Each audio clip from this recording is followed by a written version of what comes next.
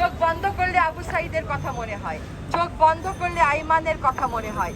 একটা সামরিক সাজোয়া যান থেকে একটা শরীর, একটা জীবন্ত শরীরকে রাস্তায় ফেলে দেওয়া হলো।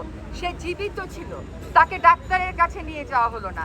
এই দেশে আমরা শুনলাম গুলিবিদ্ধ অনেকে হাসপাতাল থেকে হাসপাতাল ছুটেছে, তারা আন্দোলনকারী বলে তাদের চিকিৎসা হয় নাই।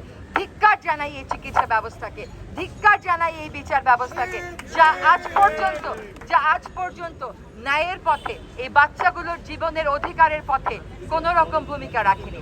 আমি এই হত্যাকাণ্ডের জাতিসংঘের অধীনে তদন্ত চাই, আমি জাতিসংঘের অধীনে তদন্ত চাই। আমরা এর আগে 21শে আগস্টের গ্রেনেড হামলার বিচার বিভাগীয় তদন্ত দেখেছি না?